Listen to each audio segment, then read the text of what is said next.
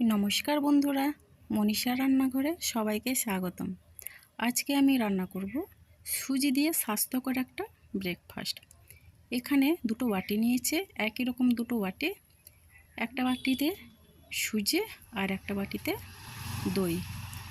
এখানে আমি সামান্য কিছু সবজি কেটে নিয়েছি গাজর, টমেটো, পেঁয়াজ, কাঁচা লঙ্কা আর সামান্য আদা কুচি। এরপরে গ্যাসে একটা কড়াই বসিয়ে দিয়ে দিয়েছি অল্প পরিমাণ সাদা তেল। তেল গরম হলেই দিয়ে দিচ্ছি হাফ চামচ গোটা জিরে। এরপরে দিয়ে দিচ্ছি পেঁয়াজ কুচি। পেঁয়াজটা আমি হালকা বাদামি রঙের ভেজে নেব। এরপরে গাজর দিয়ে দেব। গাজর একটু ভাজা হলেই দিয়ে দেব টমেটো, কাঁচা লঙ্কা আর আদা কুচি।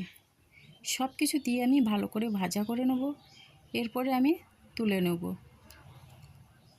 এবার এটা আমি ঠান্ডা করে নেব।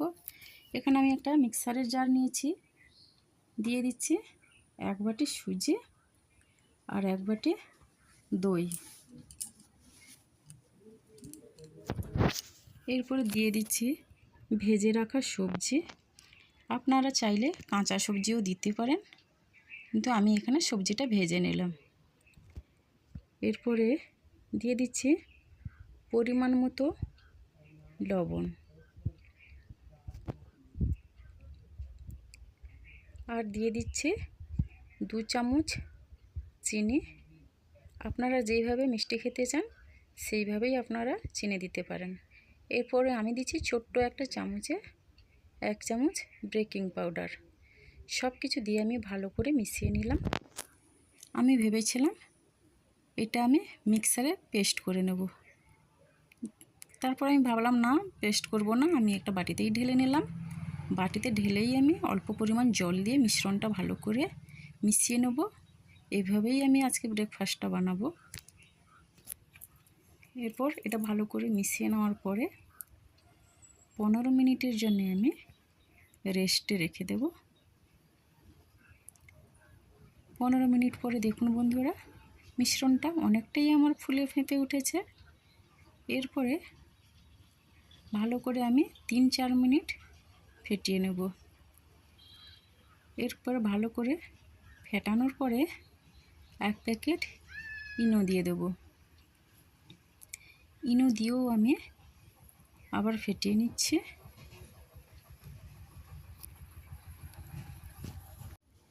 এরপর এখানে একটা থালা নিয়েছি, দিয়ে দিচ্ছি সাদা তেল। তেলটাকে ভালো করে মাখিয়ে নিলাম। এরপরে সুজির আর এই দইয়ের মিশ্রণটা আমি এই থালায় ঢেলে নিচ্ছি। ঢেলে নেওয়ার পরে থালাটাকে আমি এইভাবেই ট্যাপ ট্যাপ করে নেব, যাতে মিশ্রণটা ভালো করে সেট হয়ে যায়। এরপরে গ্যাসে একটা কড়াই বসিয়ে দিয়েছি, জল দিয়ে দিলাম। জল দেওয়ার পরে এখানে আমি একটা স্ট্যান্ড নিয়েছি। এরপর স্ট্যান্ড দিয়ে আমি থালাটাকেও বসিয়ে দিলাম। এখানে একটা ঢাকনা আমি নিয়েছি, ঢাকনাটা আমি দিয়ে দিলাম। 15 মিনিট আমি এইভাবে রান্না করে নেব, মিডিয়াম টু লো ফ্লেমে।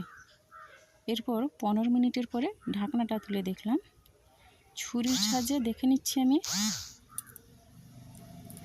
আমার কিন্তু এটা হয়েই গেছে। দেখুন বন্ধুরা, ছুরিতে কিছুই লেগে নেই। এরপর আমি নামিয়ে নেব।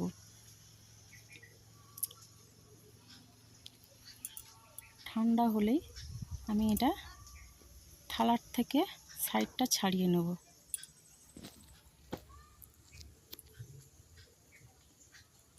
এরপর এটা অন্য একটা থালায় আমি নিয়ে নিচ্ছি।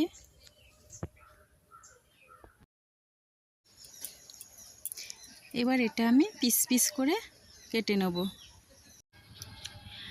আপনারা সুজির এই রেসিপিটা এভাবেই খেতে পারেন, আবার ভেজেও খেতে পারেন। আমি এখানে ভেজে নেব।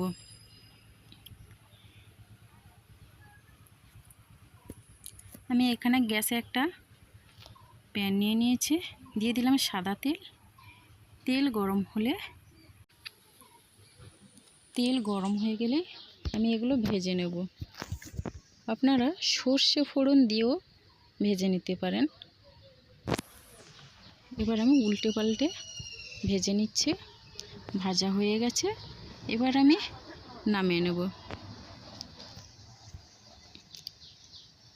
এবার দেখুন বন্ধুরা, ভাজার পরে দেখতে কতটা ভালো হয়েছে।